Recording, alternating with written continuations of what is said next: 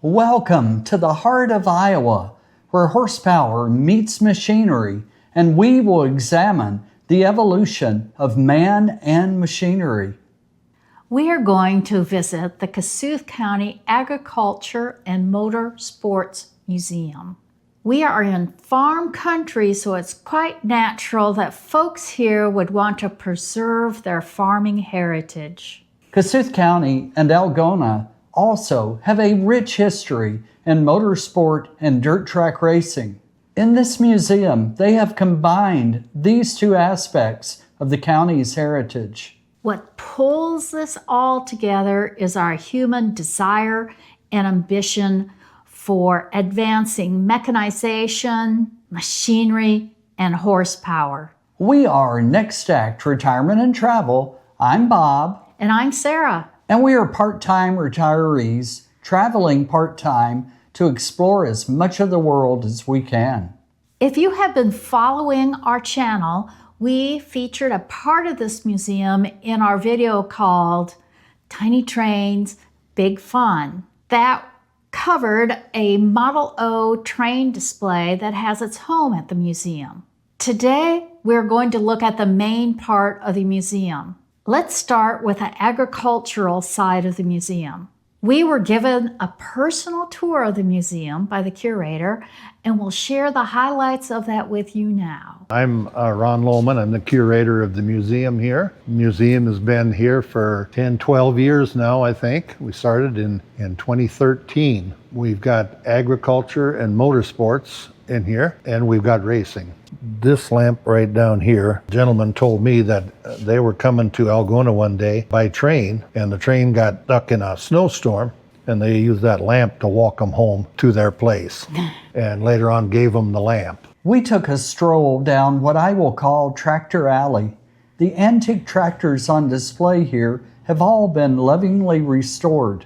The museum has a good representation of different brands of tractors. Each of these tractors meant something to the person who restored it.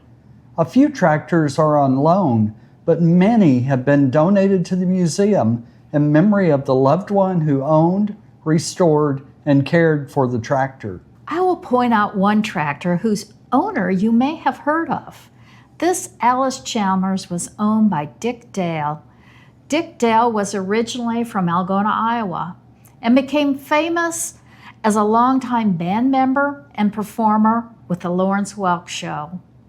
In his last years, Dick returned to live in Algona. He had this tractor and drove it in local parades. The museum also displays a wide variety of other machinery. We've got an old steam engine here, was hand-built by some Kossuth County people. It was built from parts by Leo Lichter of Algona in the late 40s. There's an old corn sheller here. Also, here's something that I think is pretty nice. There's two engines on here. This engine and the one in the corner there were built in Algona by the North American Engine Company. There is quite a lot of original artwork displayed around the museum. Ron told us about the museum's connection with the artist and the artwork. The pictures on the wall, they're all the original paintings of the artist. There are 81 of them, and every one of them has a bur oak tree on the left-hand side. That's kind of his signature.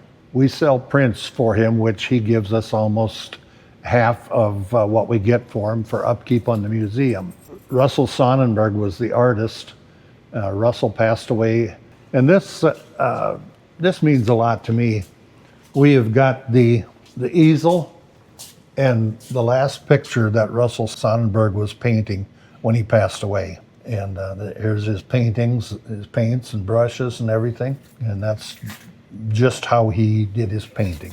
Towards the end, he was in the rest home, him and his wife were, and he had a studio in his room where he went down and painted every day.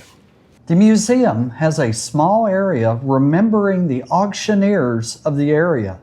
Auctioneers were an important part of commerce in this agricultural area because farmland, machinery, and livestock often changed hands through auction sales. And we've got an old buggy and a sleigh here that belonged to, actually at one time, Doc Thompson up at Burt. He was a dentist up at Burt, and that's where that came from. It came from his son. There's a little Caterpillar, and this truck here was given to us by the Jensen family from Lone Rock.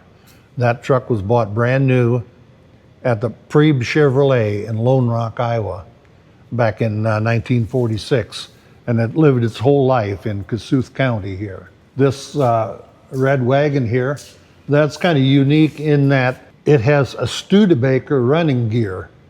Before Studebaker made cars, they were making running gears for wagons. Next, we went upstairs to look at the smaller items on display at the mezzanine level. If you have mobility access issues, there is an elevator to get from the ground floor to this mezzanine level. The items in the upper level include not only farm tools and smaller pieces of equipment, but also household items used in days gone by. I have heard of or seen many of these things in this area of the museum because my parents like antiques, especially old farm machinery and tools. But we came across a few new ones for me. We had a popcorn popper like this. When I was young, my grandmother's wasn't quite that old, but we'd go over to her house and we'd make popcorn like that. Yep. Here's an old hog oiler, and those get to be pretty valuable nowadays. Despite growing up on a farm with hogs, I had never heard of a hog oiler and had to look it up. So Bob, what did we find out about hog oilers? A hog oiler was used in the early 20th century to help control insects and skin conditions on hogs, and it worked by applying oil to their bodies. It typically consisted of a reservoir for oil and a mechanism like a spinning wheel or roller for distributing the oil when a hog rubbed up against it. And this is an old chicken, well, do I want to say incubator? But Little brooder house? a little brooder house, Tiny yeah, you're brooder right. house. Think about years ago when we went to get a drink of water, this is what we used. Yeah, we dipped it into a pail. There's a chicken feeder up here. Ron had another item I had never seen before, and that was a chicken catcher. This looks like it would be very helpful in trying to snap up the chickens. When we first got in here, I looked high and low for a chicken catcher. Finally, one day I found 7 of them up at Irvington at the old store up there. The museum really does have a wide variety of things to look at, and you could spend a lot of time in here just looking at these things, trying to figure out how they were used, and learning all about them.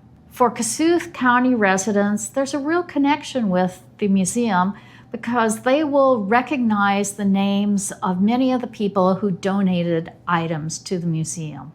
The other half of the museum displays memorabilia reflecting Algona's active history in motorsports. Let's start on the lower level again and let Ron tell us about some of these displays.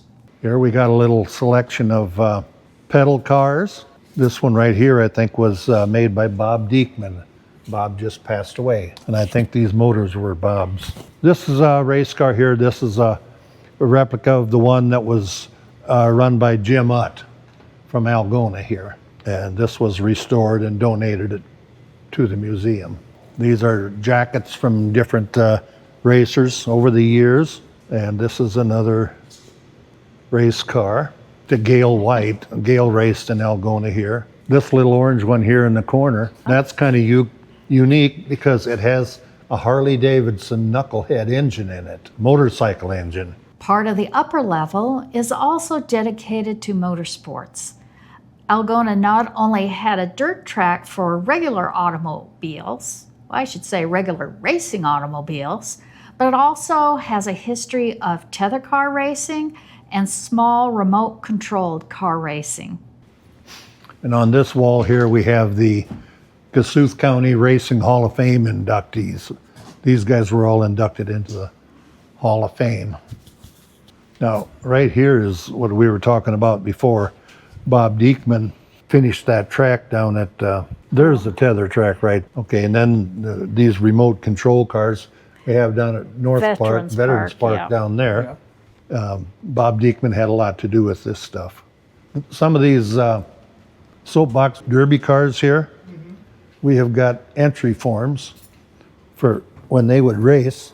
But anyway, what I've been told is that they would go out on Highway 18 and go up the Baptist church on the hill up there, and they'd close off the highway, and then they'd race down that to the old covered bridge. Between the model train display, tractors, farm and farmhouse antiques, and all kinds of car racing, big and small, the Kossuth County Agricultural and Motorsports Museum has something for everyone to spend some time looking at, learning about, and letting their minds imagine what it was like in the old days.